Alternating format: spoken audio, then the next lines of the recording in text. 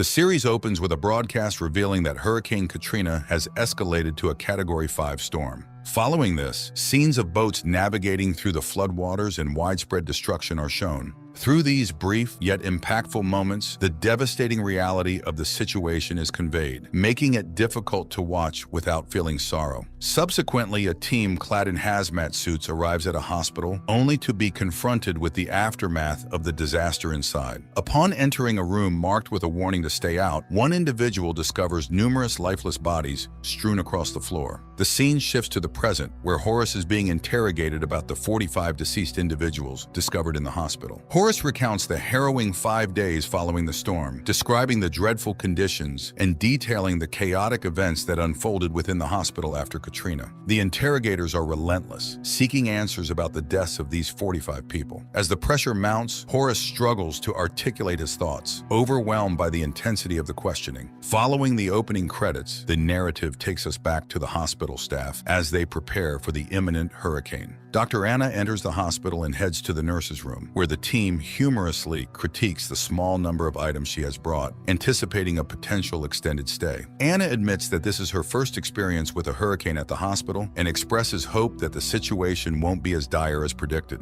Meanwhile, outside, a few men are seen driving a metal stake into the ground to measure the rainfall, which currently indicates just over 1.5 feet. Inside the hospital, the incident commander, Susan, is gathering everyone to outline the forthcoming challenges. She emphasizes the rules and procedures they must adhere to in order to effectively care for the patients during the storm. Diane is seen conversing with another nurse about which patients require closer monitoring. She then visits one of her patients who appears to be recovering from her ailments. Following this, Dr. Anna is on the phone with her husband, expressing her wish for him to be with her instead of watching over their home. He reassures her that he needs to stay behind to protect their house and that they'll be reunited in a day or so. Meanwhile, Mark is driving home amidst the storm when a fallen tree obstructs his path, forcing him to take a detour. Upon reaching home, he and his wife are alarmed by a news report announcing a mandatory evacuation. This causes them to worry since Mark's mother is in the hospital. Diane then checks on Emmett, a patient who was mentioned as needing extra attention. They engage in a brief conversation about his family, ensuring he remains in contact with them. Mark, concerned for his mother, calls the hospital and manages to speak with her. She reassures him that she's being well cared for and mentions that her nurse, Jill, is right beside her. Unfortunately, their conversation is abruptly cut off as the phone signal drops. Next, Susan is with her mother, expressing her surprise at how overwhelming her responsibilities have become. As they talk, the flooding begins, with water seeping through the ceiling. Diane is the first to alert Susan about the leakage. Susan then confronts a man regarding the water intrusion, and he dismisses it as just windblown rain. Incredibly, he then mentions that their main concern is a flood and that if it happens, an evacuation will be necessary. Susan questions him about the evacuation procedure, but he admits he has no idea how to proceed. At this point, it becomes clear that Susan was unprepared for the magnitude of the situation she faces. She sits down with a hefty manual, trying to figure out the hospital's protocol in case of flooding. In a meeting with the hospital's senior staff, Susan informs them that the book contains no evacuation plans. She warns that if the basement floods, they will lose all their food and supplies, and if the water reaches 4 feet, the situation will become dire. The senior staff member reminds her that as the incident commander, all decisions fall under her authority. Chaos begins to unfold as the situation at the hospital deteriorates rapidly. Objects start flying around, and the rain intensifies, illustrating the full force of the hurricane. An elderly man, entranced by the storm, wanders to a window to watch, but Dr. Anna quickly finds him and guides him back to his room. Just as she settles him in, a deafening crash resonates through the building as something smashes through Susan's office window. The scene then shifts to the bridge connecting the two hospital wings, which is on the brink of collapse. Dr. Anna urgently calls Susan, who orders an immediate evacuation. As they scramble to evacuate, the water level has risen to over 3.5 feet. Karen frantically contacts Susan, urging her to get everyone out. Susan mobilizes the staff to gather all the food supplies in the basement and then instructs Horace to move patients from admitting to the second floor in a calm and orderly manner. Horace relays the urgency to Dr. Bryant, emphasizing the need for a swift but composed relocation. Amidst the chaos, Dr. Anna finds a terrified nurse in tears and bravely helps her across the perilous walkway. Everyone at the hospital remains alive, and that's the only hope they cling to at this moment. As Susan herself narrates in an interview, the ominous reality sinks in. The worst is still yet to come. The hospital staff breaks into a round of applause, celebrating a small victory. Although the water is beginning to be drained out, the broken air conditioning presents a new challenge. Susan urges everyone to stay hydrated and drink plenty of water to combat the rising heat. Footage of the city and the wreckage that tore up the town plays, with analysts noting that the hurricane didn't hit as hard as it could have. In the backdrop, Susan's voice narrates how everyone was relieved and happy because the hurricane didn't impact the hospital as severely as anticipated. However, the mood shifts as she is pressed by people asking if she had any interactions with Dr. Anna during and leading up to the hurricane. Susan reflects, "After we survived the hurricane, we thought we could survive anything, and we were wrong." Inside the hospital, Susan explains how the water is flooding in, but reassures everyone that they are working on it and that the hospital has held up relatively well, all things considered. She reminds everyone that it's hot due to the AC being out and urges them to stay hydrated. Tensions are rising with the increasing temperatures inside the hospital. Emmett tries to call his wife, but can't get through, worried that she might be confused due to their hospital transfer. The camera pans to show the severe flooding outdoors. Overheard conversations reveal that the lake waters are flooding, and most city residents are unaware. Life Care Hospital is facing leakage issues, and no one from Memorial has checked on them. Horace confronts Dr. Cook about someone seeing him with a gun. Dr. Cook claims he is protecting himself, but Horace cautions him to be mindful of those around him. Horace then mentions a patient who expressed concern about being discharged, reassuring the patient that if such a situation arises, he should come to him for help. In Dallas, a group of healthcare salespeople is gathered to discuss selling insurance to businesses. During the conversation, one of the men asks whether disasters like Katrina help or hurt their business. The question is deflected with a vague response, indicating that he really can't say, creating an odd moment that seems likely to resurface later in the show. Meanwhile, back at the hospital, a security guard warns a nurse to be cautious outside, mentioning that another nurse was recently harassed. The story quickly spreads among the staff, reaching Dr. Karen, who hears that someone was assaulted. Dr. Karen informs Susan that a nurse was assaulted and raped outside. Shocked, Susan confronts the security team, who claim this is the first they have heard of it. As the waters rise and stores are emptied, looting has begun, adding to the chaos and danger surrounding the hospital. 3 kids enter the hospital, and Dr. Bryant confronts them, asking what they are doing there. One of the kids shares a rumor that they are getting kicked out of the hospital and questions where they will find food once they're gone. Dr. Bryant then approaches Susan, who dismisses the rumors of rape or assault as untrue. Dr. Bryant expresses his concern about the possibility of discharging patients. Susan explains that they might have no choice but to discharge people, not kick them out once the flooding slows down. Meanwhile, Dr. Anna tries to call her husband, who doesn't answer, so she leaves a heartfelt voicemail for him. Outside, staff members check the height of the floodwater, which remains at 18 inches and hasn't receded as hoped. Mark calls Jill to check on his mother and learns that, despite the harsh conditions and lack of AC, the hospital staff is doing their best. Sandra reassures Mark that his mother is safer in the hospital than she would be stranded at their house. Susan experiences a breakdown, feeling as though she has let everyone down. However, Dr. Anna receives a pleasant surprise when her husband shows up at the hospital. Then we see everyone finding some comfort with loved ones, as they start to believe the worst is behind them. We even see Emmett on the phone with his wife, who offers him some comfort and reassurance. As everyone is settling in, Dr. Karen Wynn encounters a woman who was brought to the hospital with stab wounds. The doctors work to treat her, while Horace tries to comfort her distraught grandson, who explains that his mother stabbed his grandmother. Meanwhile, Dr. Anna's husband is trying to convince her to come home, but she refuses to leave her patients. Frustrated, he tells her he will go home to check on the house and then return to her. As he leaves, the news reports that while water levels aren't rising in some areas, they are increasing in others. Back with the insurance people, the man who was asked if disasters like Katrina were good for business bluntly responds, "Of course it was." Outside the hospital, as a couple of people survey the area, a few men approach and warn them that 15 feet of water is coming fast. Susan challenges the men, but they insist that this is imminent and an evacuation is necessary. Susan admits they don't have an evacuation plan for such a flood.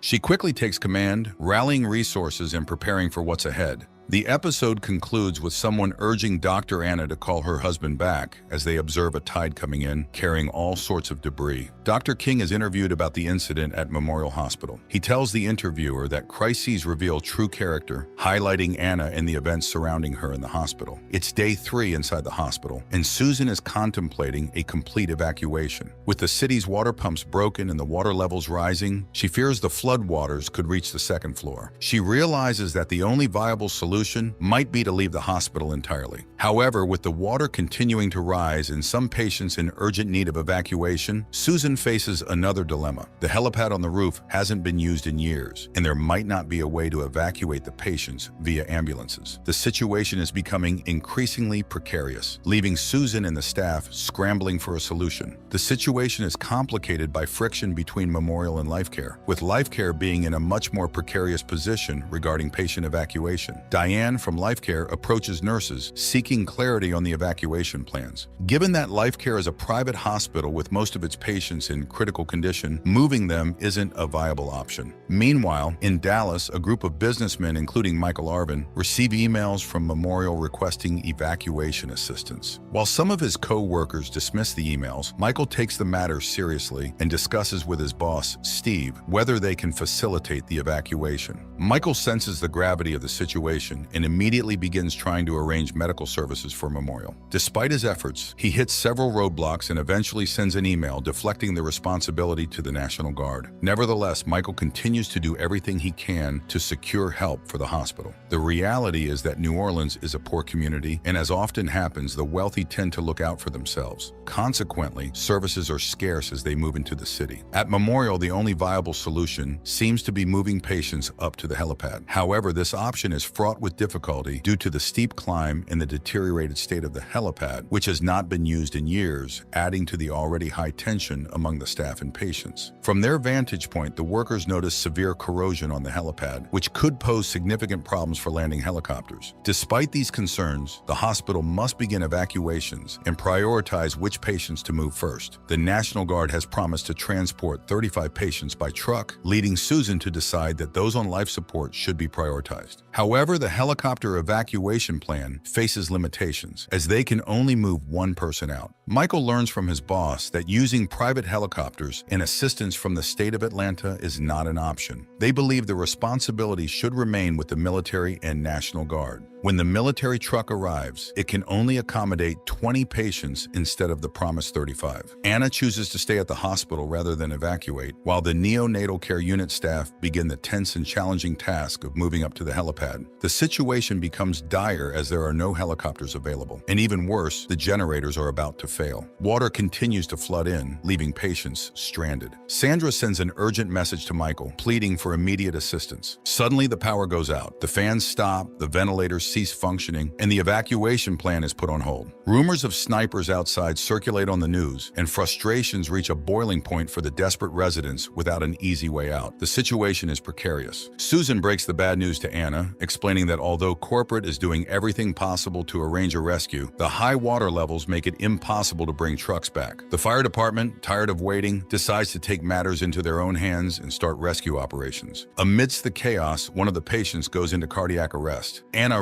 rushes through the dark hallways, trying to save him. Despite her efforts, the patient has been in distress for 10 minutes, and they ultimately lose him. With no power and the doctors working in darkness, it becomes clear that the situation will worsen before it improves. Real-life footage shows the people's distress over the incompetence of government bodies that seemingly ignored the population of New Orleans during the flood. Interviewers speak with Karen Wynn, the head of Memorial's ethics committee and the nurse manager of the ICUs. When asked whether patients were killed, she replies that the patients were helped to reduce their pain. On the fourth day, Dr. Anna administers morphine to a patient in the presence of Dr. Horace Baltz, who doesn't fully agree with her action. Anna explains to Horace that she cannot bear to see patients suffering from unbearable pain and heat. Despite the dire need, Memorial does not receive enough helicopters to evacuate all their patients. LifeCare's Diane meets with Susan, providing a list of her hospital's patients to include them in the evacuation plans. Michael is informed that the company hasn't requested the Coast Guard to evacuate LifeCare's patients. Diane confronts Susan about this, but Susan fails to provide a satisfactory explanation. Renee Gu instructs security guards not to allow anyone seeking shelter into the hospital. The guards scare off a group of people pleading to let a few children in by firing a gun into the air. Mike Bowles from the State Department of Hospitals arrives at Memorial, promising boats for evacuation starting the next day. He instructs Susan to prioritize evacuating patients who can easily move over the sickest to expedite the process. He also asks Susan and other administrators to categorize patients who cannot be saved, including Emmett. The people in the hospital are woken up by a false announcement claiming that boats are coming to rescue them. During the wait, several individuals have their personal belongings stolen. As an outsider, Bryant is shocked by the hospital authorities' authorities' actions, particularly Rene Gou's decision to deny the public entry for shelter. Although Rene attempts to justify his decision by explaining that the hospital's resources are too depleted to accommodate additional people, Bryant is appalled by the guards scaring off children with gunfire. He believes the hospital should offer help to the needy rather than shutting its doors to the most vulnerable. Moreover, Rene's decision to arm certain staff members further unsettles him. He views this as a descent into evil, as he believes doctors and hospital staff should comfort patients and their families rather than intimidate them with guns during a flood. Bryant communicates the dire situation at Memorial to his best friend through text messages, revealing that some staff members are starting to panic and even discussing the possibility of helping some of the long-term acute care patients die. The news broadcasts about hundreds of hospitals filled with patients stuck without resources, highlighting the state's failure and its toll on the entire city. Michael approaches his boss, informing him they haven't been able to contact anyone at Memorial. Determined to find a solution, Michael finally locates helicopters in Dallas that can reach Memorial. His boss gives him the green light to send them for the rescue. After the credits, we see Dr. Horace and Dr. Anna is trying to comfort patients whose conditions are worsening. Emmett is struggling to stay alive and anxiously asks if he will be evacuated or left behind. A doctor returns to inform Susan that no helicopters are coming, causing her to flip out in frustration. She cannot comprehend why no one has come to save them. Meanwhile, some staff members express concerns about their pets. Susan insists they must devise a humane way to take care of the animals and emphasizes the need to figure out a way to evacuate patients to prevent further suffering. Mark navigates a boat through the floodwaters, passing dead bodies floating in the water as he heads towards Memorial. Inside the hospital, Susan checks on Diane, who reports that they have lost a few more patients and are running dangerously low on supplies. Susan reassures her that the plan is to leave no living patients behind. Finally, Mark and his team arrive at Memorial on boats. As Mark enters to find his mother, a security guard pleads with him to take him back. Mark finds his mother unhooked from all medical equipment and wonders why. He carries her out and loads her into the boat, which can only accommodate a few patients. The security guard insists that everyone else stay back and at the last moment jumps into the boat, prompting others to call him a coward. On the way out, a woman asks Dr. Anna for advice on what to do with her dog. Dr. Anna begins to break down, unsure if she has the correct answer. Susan then approaches Dr. Cook about the humane way to help the animals. He explains that an injection of pentothal will put them to sleep permanently. Susan, questioning if this is the right thing to do, receives a sobering response from Dr. Cook, who emphasizes the need to be realistic about the grim situation ahead. Susan jumps for joy when helicopters finally arrive. The doctors at Life Care Hospital see the helicopters and, disregarding orders, start sending patients up. As they begin to bring patients, one doctor reminds a nurse that those with black bands, DNRs, are to go last. Meanwhile, Dr. Cook somberly puts down the animals one by one, a heart-wrenching task to witness. A nurse from Life Care explains to Dr. Anna that their patients are dying, including a lady right in front of them, because no one has informed them when their patients would be evacuated. Dr. Anna says she will watch over this patient. Next, we see doctors and nurses placing sheets over the heads of deceased patients. Susan admits that nothing has been put in place and she hasn't heard from anyone, essentially losing hope. Dr. Anna tells her she just watched another patient from Life Care die. Susan struggles to comprehend the lack of assistance, while Dr. Anna emphasizes that there is nothing left to do in-house except make the patients as comfortable as possible. Dr. Bryant approaches Emmett and reassures him that he will make it out like everyone else.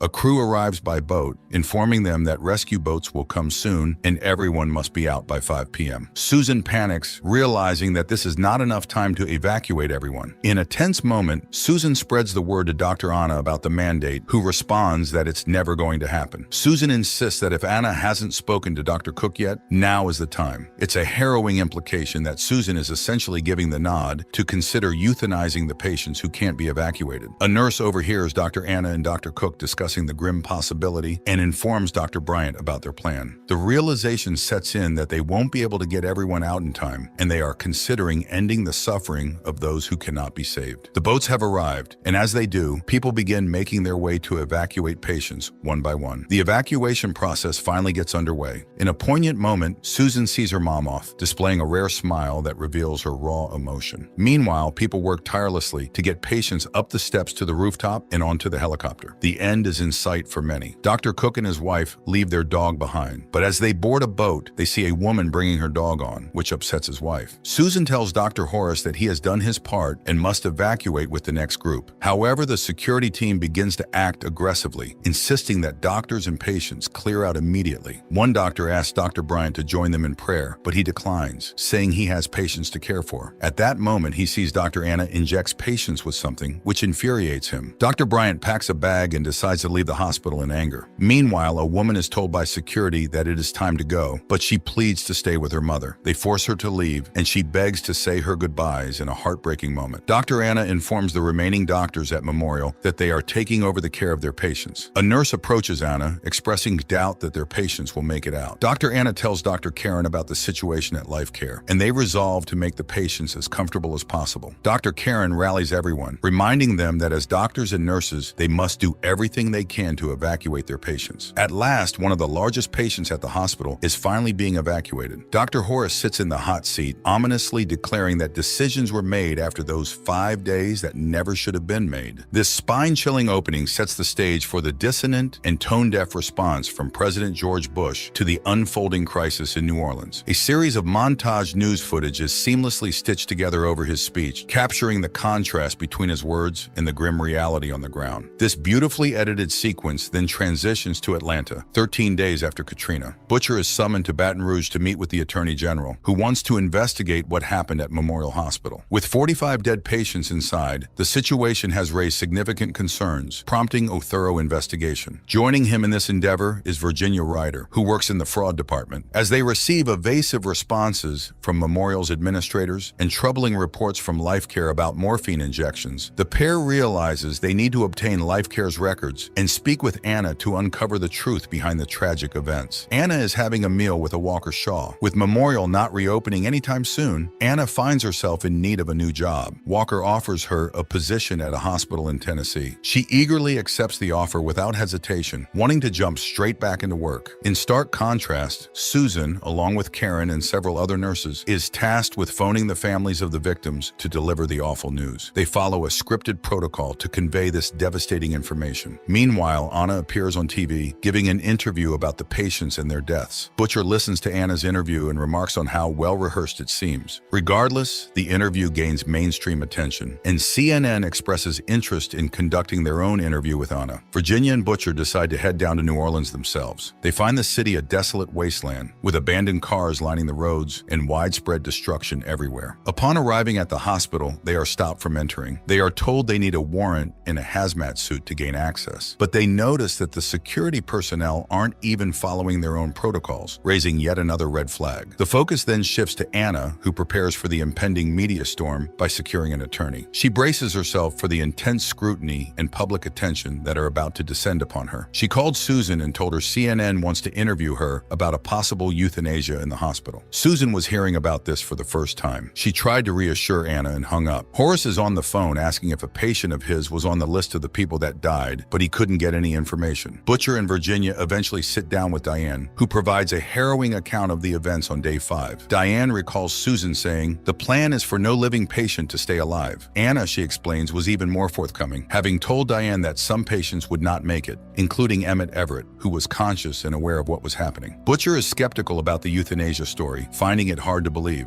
To get to the bottom of this, he and Virginia decide to interview more nurses. These nurses help to flesh out the story further, confirming the use of morphine and adding more details to the distressing narrative. The pharmacist provides a damning assessment of Anna, including an eyewitness report of seeing her come out of one of the rooms with needles in a clear plastic bag. Anna then asked him to check on the patients, the deceased ones, and to pull the sheets up over their heads. He is convinced that the patients were murdered, adding a significant and troubling piece of evidence to the investigation. Butcher and Virginia are interviewing Emmett Everett's wife, Carrie Everett. She emphasizes the need to solve the case to honor Emmett's memory, stating that her husband didn't just die, but was taken away from her. Butcher and Virginia search Memorial to assess the state of the hospital and discover unused stockpiles of water and canned food. After their search, they meet coroner Frank Minyard, who informs them that the bodies are too decomposed to collect viable blood samples for drug tests. Butcher and Virginia stress the importance of the case, convincing him to attempt to collect the samples despite the challenges. While Butcher and Virginia continue interviewing Life Care staff members, Dr. Bryant King steps steps forward and contacts them to reveal what really happened in Memorial Hospital during the flood. He informs the duo that he heard from his colleague Kathleen Fournier that Dr. Anna and Dr. Cook had implicitly discussed euthanizing patients. Bryant also tells Butcher and Virginia that he saw Dr. Anna with numerous syringes, adding a crucial piece of evidence to their investigation. The media broadcast stories about Anna's alleged involvement in the deaths continuously, making it difficult for her to appear in public. Walker Shaw, her boss at LSU, asked her to refrain from performing surgeries for a while. Although Anna initially follows the order, she eventually convinces Walker to retract it. Richard T. Simmons Jr. informs Anna that Butcher's case is increasingly pointing to her as the primary suspect. Anna went out for dinner with her husband, but she noticed that people were looking at her and felt uncomfortable. As they were sitting, her friend, Nora, along with her husband, approached and reassured her that she had her back and told her to remain strong. Butcher and Virginia persist in urging Minyard to test the samples from the dead bodies found in Memorial Hospital. Their efforts pay off when they receive toxicology reports proving the presence of morphine or midazolam in the bodies of 9 life care patients. Carrie went to see Virginia. She asked if there was any progress on the investigation. She then took out a picture of Emmett and gave it to Virginia. Virginia reassured her that they would do everything they could to find out what actually happened. To get a clearer understanding of the facts, Simmons, Anna, Sherry Landry, and Lori Budo visit Memorial. While Butcher and Virginia are at the hospital with Ken Nakamura, they inspect the pharmacy and discover a lack of stock for 2 critical drugs. Anna asked Nakamura to check the records, revealing that Anna was the last person to enter the pharmacy and take the drugs. Upon considering the testimonies of life care employees like Diane Robichaud, Therese Mendez, Christy Johnson, and Ken Nakamura, Butcher and Virginia identify Anna, Sherry Landry, and Lori Budo as the prominent suspects. Several months after their initial investigation at Memorial, Virginia arrests Anna. Anna is charged with 4 counts of being a principal in second-degree murder, specifically for the deaths of Emmett Everett, Rose Savoy, and 2 other life care patients. Dr. Horace Baltz speaks to the investigators, revealing that decisions made at Memorial Medical Center and life care hospitals during the crisis were profoundly wrong. He expresses his guilt over being evacuated early, leaving behind the chaos. Attorney General Charles Foti Jr. holds a press conference, declaring that the deaths at Memorial were homicides. Sherry Landry and Lori Budo, the nurses who accompanied Anna while injecting life care patients, were also arrested. Anna's attorney held a press conference. He stated that there was no homicide that happened, and the arrested medical staff are persecuted wrongfully. In the midst of the legal turmoil, one of Anna's colleagues calls her to tell her he is launching a defense fund to support her financially as she faces an enormous bail bond. Dr. Frank Minyard, the New Orleans parish coroner, seeks assistance from several external experts to classify numerous deaths at Memorial as homicides. Even though Butcher and Virginia hope for DA Jordan's intervention in the case, ADA Michael Morales becomes the lead prosecutor, much to their disappointment. Morales tells them that the deaths may not be homicides as they believe. Soon after, Butcher and Virginia are asked to halt their investigation, as the DA's office deems it not advantageous to continue. Simmons arranges a 60 minutes interview for Anna to reveal her side of the story. She appears on national television, making it clear that her priority has always been the comfort of her patients and emphasizing that she did not euthanize anyone. She describes the challenging circumstances faced during the disaster, aiming to provide context and defend her actions amid the intense scrutiny. The conclusion that multiple homicides did occur at Memorial gives hope to Virginia, but Butcher emphasizes that evidence alone won't win the case. Frustrated by his response, Virginia asks what would be enough for him. He tells her that Anna did well in her TV interview, making it difficult for them to build their case. Simmons informs Anna that her interview made a significant impact, garnering support from many medical professionals. He also tells her that Frank Minyard wants to meet with her. Frank meets with Anna and discusses the challenges they faced during Hurricane Katrina and the subsequent flood. However, he then announces that he hasn't found sufficient evidence to classify the Memorial deaths as homicides, leaving the case in a complex and unresolved state. Virginia, growing weary of the politics involved in the case, realizes that she cannot continue working in the field. She decides to resign from the Attorney General's office and conveys her decision to her partner, who listens helplessly to the news. Her resignation marks a significant turning point, highlighting the personal toll the investigation has taken on those involved. After the investigation by Butcher and Virginia, the DA's office takes the case, and a grand jury is sworn in to consider indicting indicting Dr. Anna. We then have another time jump, this time 18 months after the hurricane on February 20th, 2007. Frank re-examines his statement about there being no homicides inside the hospital, having second thoughts due to Virginia's scathing assessment of his work. This leads to a court case where, through a series of time jumps, we learn that the jury has decided not to indict Anna after all. However, this is not the end of the matter. The decision is partly influenced by the DA's office not presenting the forensic experts' conclusions or the evidence that Butcher had worked so hard to collect. This oversight leaves lingering questions about accountability and justice in the aftermath of the disaster. Butcher vented his frustration to his wife, telling her the medical staff didn't try as much as they should to save the patients. He sighed while she tried to comfort him. Virginia went to Claire and told her she came to give her the photo back. She apologized that they couldn't do much to her. Claire told her about Emmett. Virginia went back to the office to take her things and met Butcher. They talked about how their case had gone down hills. 1 year later, Anna Pooh steps up to accept an award and delivers a scathing assessment of how the authorities completely abandoned them during the crisis. As she finishes her speech, the audience stands and applauds, except Horace, who remains seated, visibly conflicted about the situation and the events that transpired. Horace meets with Anna and expresses his belief that the patients could have been evacuated rather than her choosing to provide what he calls fatal comfort. He points to the evacuation of Rodney Scott as evidence that the patients were savable despite their weights and conditions. However, he acknowledges the challenges, questioning whether there were enough resources to conduct such an evacuation on the fifth day, given the lack of proper evacuation systems, facilities, and both human and non-human resources. He concedes that the healthcare workers, including Anna, would have needed to perform extraordinary feats to make it possible. Nevertheless, Horace criticizes Anna and the other staff members for not even attempting to evacuate Emmett, and possibly hastening to administer the lethal cocktail of drugs to the patients in life care. He reflects on the impossibility of knowing whether help would have arrived in time to rescue Emmett and the other patients if they hadn't been given the drugs, making it difficult to determine definitively whether they were truly rescuable. This ambiguity leaves a lingering sense of moral and ethical complexity around the decisions made during those desperate days.